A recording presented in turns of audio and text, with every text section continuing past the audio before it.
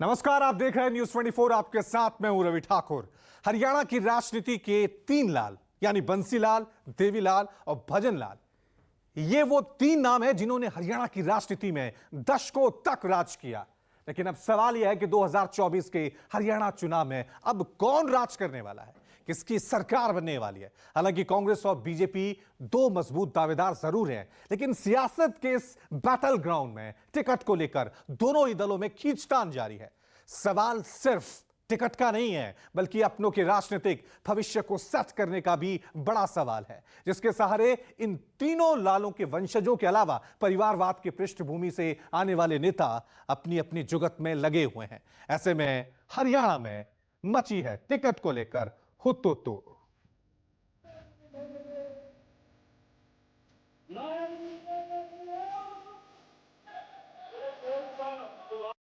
सोनिया गांधी के आंखों का तारा राहुल गांधी और भूपेंद्र हुड्डा का सितारा दीपेंद्र हुड्डा आपके सामने है।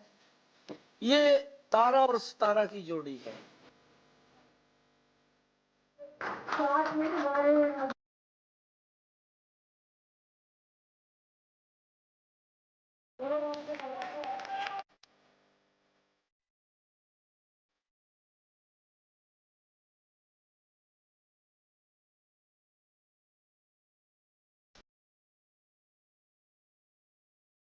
उन्नीस सौ 66 में जब से हरियाणा अलग राज्य बना है, तब से इसकी राजनीति करीब 3 दशक से तीन मशहूर लालों देवीलाल, भजनलाल और बंसीलाल के इर्द गिर्द घूमती रही।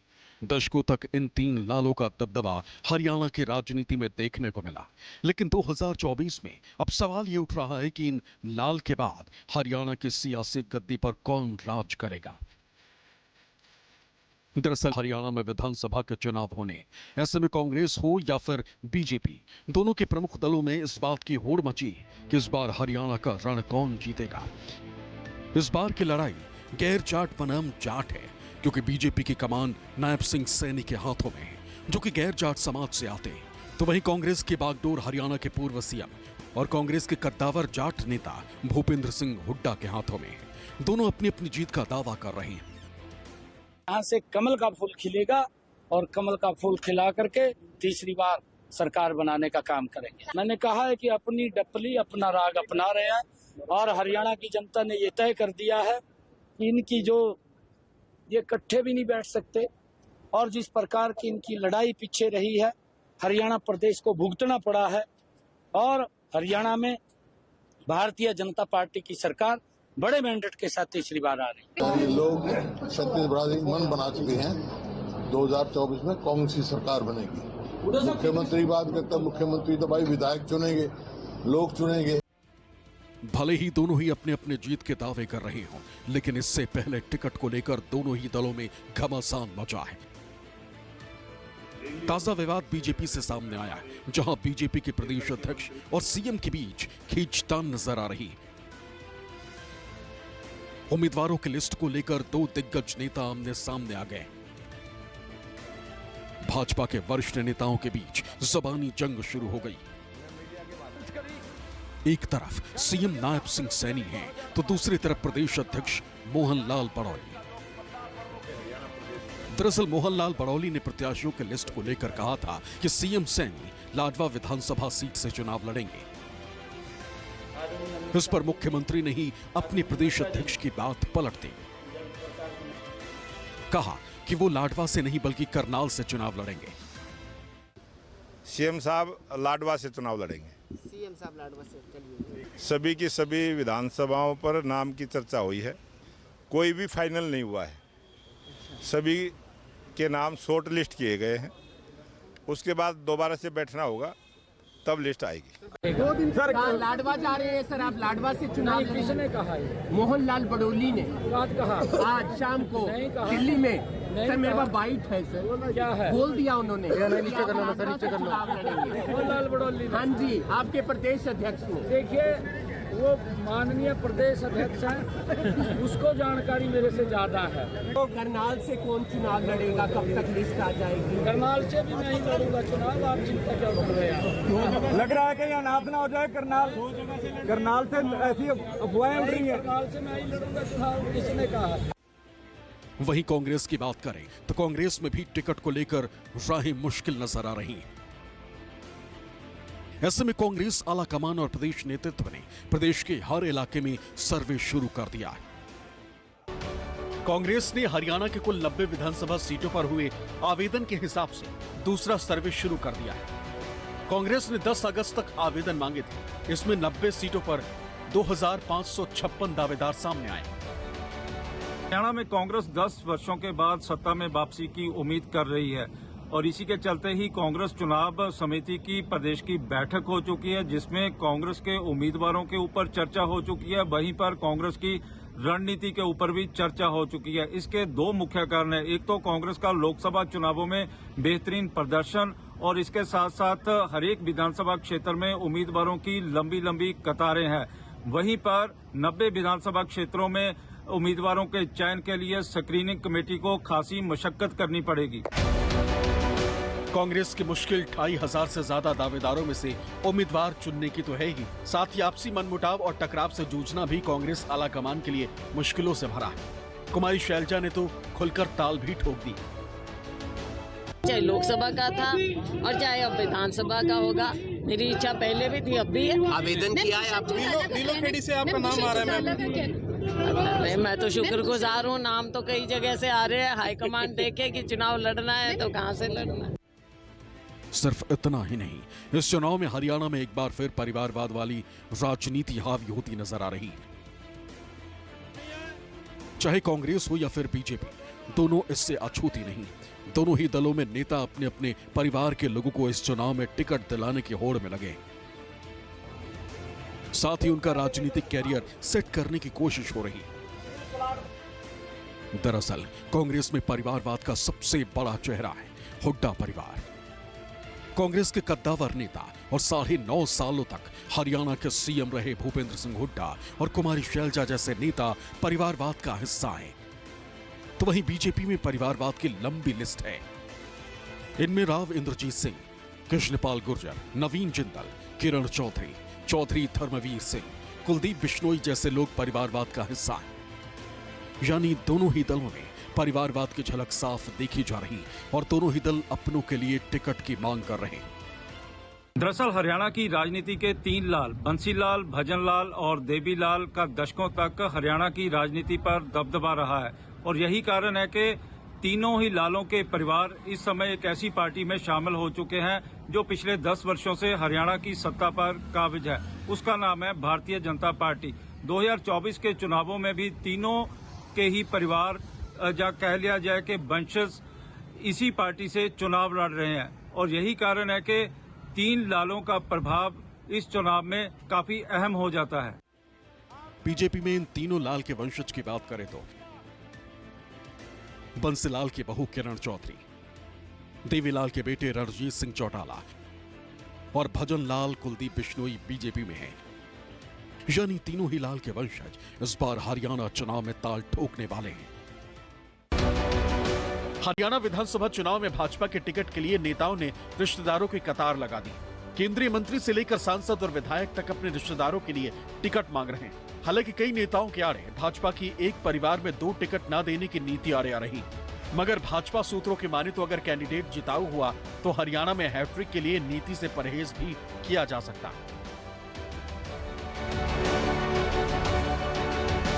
हरियाणा के अंदर सोनिया गांधी के आंखों का तारा राहुल गांधी और भूपेंद्र हुड्डा का सितारा दीपेंद्र हुड्डा आपके सामने है। ये तारा और सितारा की जोड़ी है, दोनों की दो आप लोग देख रहे हैं। ये तारा और सितारा की जोड़ी है। इन्होंने हरियाणा वासियों से कोई सरोकार नहीं है। ये क्योंकि कांग्रेस ऊपर स्तर के ऊपर राहुल गांधी को सेट करने में लगी हुई है और हरियाणा की कांग्रेस भूपेंद्र हुड्डा के बेटे को सेट करने में लगी। बीजेपी के पास जो है ऐसी वो है कि भाई काला धन वाले बीजेपी में ज्वाइन हो तो काला धन नहीं रहता, किसी कोई परिवार की पृष्ठभूमि से कोई आए तो परिवारवाद की बात नहीं रहती। तो भारतीय जनता पार्टी का चल रहा है, ये देश में लोग देख रहे हैं, ये दोहरे मापदंड वाली पार्टी है। भाजपा लगातार कांग्रेस पर परिवारवाद का आरोप लगाती आई, लेकिन ऐसे में अगर बीजेपी के नेता अपने परिवार के लिए टिकट मांगने लगेंगे तो फिर हरियाणा में सियासी समीकरण किस तरफ करवट लेगा, खासकर उस माहौल में जब वोटिंग के लिए ज्यादा समय नहीं, तो क्या ऐसे में जीत की सेटिंग सही बैठ पाएगी? ऐसे कांग्रेस की बात करें या फिर भारतीय जनता पार्टी की, दोनों ही दलों में कहीं ना कहीं जो बड़े नेता हैं वो अपने पारिवारिक सदस्यों को राजनीति में एडजस्ट करने और टिकट दिलाने के लिए मशक्कत करते हुए नजर आ रहे हैं। भारतीय जनता पार्टी में कई बड़े ऐसे नेता हैं जो सांसद भी बन गए हैं, केंद्रीय मंत्री भी हैं, लेकिन वो अपने बेटे या बेटियों के लिए टिकट की जुगत में दिल्ली बैठ गए हैं। अमूमन ऐसा ही कांग्रेस में भी देखने को मिल रहा है, जहां पर मौजूदा सांसद या फिर बड़े नेता अपने बच्चों को टिकट दिलाकर राजनीति में एडजस्ट कराने की कोशिश करते हुए नजर आ रहे हैं। पॉलिटिकल एक्सपर्ट्स की माने तो भाजपा भले ही सरकार तीसरी बार लाने के लिए ये रिस्क ले सकती, लेकिन इससे उन्हें विरोधियों के सवालों के जवाब भी देने होंगे। भाजपा वंशवाद को लेकर अब तक चौटाला परिवार और भूपेंद्र हुड्डा को घेरती आई है। सीएम नायब सैनी और कांग्रेस छोड़कर भाजपा में आई किरण चौधरी तो कांग्रेस को बापू बेटे की पार्टी तक कह देते हैं। ऐसे में अगर भाजपा में भी इसी तरह हुआ तो फिर उन पर भी सवाल उठने तय हैं। श्रुति चौधरी का भविष्य आप किस तरह से देखती हैं? भविष्य तो भगवान के हाथ में जी। हम तो यहाँ पे माता भी चिंतित, यहाँ पर हम काम करने के लिए आए हैं। सब प्रभु इच्छा, काम करने का जो है हमारे को मौका दिया है बीजेपी के शीर्ष नेतृत्व ने, और उनका हम तहे दिल से धन्यवाद करते हैं। मनोहर लाल खट्टर जी का खास तौर से तहे दिल आपकी से सीट पर उम्मीदवार हो सकती है श्रुति? तो आने वाले समय में क्या होता है और क्या नहीं होता, अब मैं एक भाजपा की जो है निष्ठावान सिपाही हूँ, और जिस तरह से जो नेतृत्व जो आदेश देगा वो हमारे सिर माथे। तो मम्मा की जगह बेटी संभालेंगे तो शाम देखिए, ये मैं राजनीति में एक बहुत डेडिकेशन, एक भावनात्मक रूप से यहाँ पे खड़ी हूँ, क्योंकि तोशाम हो, हमारा क्षेत्र हो, ये हमारा घर है। और लंबा समय से, मैं जब बचपन से मेरा लगाव रहा है, जुड़ाव रहा है, तो मेरे लिए एक सौभाग्य की बात होगी कि मैं अगर वहाँ की मैं नुमाइंदा बन सकूं। और वैसे आगे जैसे पार्टी पहले बेटी पार्लियामेंट में थी, मम्मा विधानसभा में थी, अब मम्मा पार्लियामेंट में है और बेटी विधानसभा में जाएगी। मैं पार्टी का धन्यवाद करती हूँ, जैसे किरण जी को मैंने कह रही थी कि मौका दिया पार्टी ने, और जैसे मेरे को आदेश देगी मैं तैयार हूँ। तो हरियाणा विधानसभा चुनाव में बीजेपी के टिकट के लिए नेताओं ने रिश्तेदारों की कतार लगा दी है। केंद्रीय मंत्री से लेकर सांसद, विधायक तक अपने रिश्तेदारों के लिए टिकट मांग रहे हैं। हालांकि कई नेताओं के आड़े बीजेपी के एक परिवार में 2 टिकट ना देने की नीति आ रही है, मगर सूत्रों की माने तो अगर कैंडिडेट जिताऊ हुआ तो हरियाणा में हैट्रिक के लिए नीति से परहेज भी किया जा सकता है। ऐसे में वो कौन कौन से चेहरे हैं जो अपनों को सेट करने की जुगत में हैं? चलिए, सबसे पहले इस लिस्ट में कौन नाम आता है? किरण चौधरी और उनकी बेटी श्रुति चौधरी। तो शाम से किरण 4 बार के विधायक हैं, श्रुतिपुर में सांसद रह चुकी हैं, और किरण बेटी श्रुति के लिए टिकट चाहती हैं, डिमांड कर रही हैं अपनी बेटी के लिए। दूसरे नाम जो है वह कुलदीप बिश्नोई और उनके बेटे भव्य बिश्नोई। कुलदीप भजनलाल के बेटे हैं, 2022 में कांग्रेस से बीजेपी में शामिल हुए, पासा पलटा था। आदमपुर सीट से बेटे के लिए ये भी टिकट मांग रहे हैं, ये भी जुगत में लगे हुए टिकट की। अगला नाम है रॉ इंद्रजीत सिंह और उनकी बेटी आरती रॉ। मोदी कैबिनेट में तीसरी बार मंत्री बने रॉ इंद्रजीत सिंह, बेटी आरती रॉ के लिए वो भी टिकट मांग रहे हैं। आरती 2013 से राजनीति में सक्रिय, अब देखना यह है कि टिकट मिलता ही नहीं मिलता है। अगला नाम इस लिस्ट में है कृष्णपाल गुर्जर का और उनके बेटे देवेंद्र चौधरी का। कृष्णपाल 2014 से फरीदाबाद से सांसद है, मोदी कैबिनेट में राज्य मंत्री हैं, और देवेंद्र फडणवीस नगर निगम के उप महापौर हैं। बेटे के लिए टिकट चाहते हैं कृष्णपाल गुर्जर। ये इस तरह की रीत हमेशा देखी जाती है राजनीति में। चौधरी धर्मवीर की बात कर लेते हैं, उनके बेटे हैं मोहित चौधरी, लगातार 3 बार सांसद हैं धर्मवीर। हुड्डा सरकार में संसदीय सचिव रहे, भिवानी से बेटे के लिए यह भी टिकट की डिमांड कर रहे हैं। ना सिर्फ ये 5 बल्कि ऐसे कई और नाम हैं जो आज की तारीख में बीजेपी में अपनों के लिए टिकट मांग रहे हैं। हालांकि बीजेपी भले ही सरकार तीसरी बार लाने के लिए ये रिस्क ले सकती है, लेकिन इससे उन्हें विरोधियों के सवालों के जवाब भी देने होंगे, क्योंकि बीजेपी वंशवाद को लेकर अब तक चौटाला परिवार और भूपेंद्र हुड्डा को घेरती हुई नजर आई। ऐसे में अगर बीजेपी में भी इसी तरह हुआ तो फिर उन पर भी सवाल उठना तय है। हरियाणा के सियासी पिच पर सभी दलों ने अपनी पूरी ताकत झोंक दी।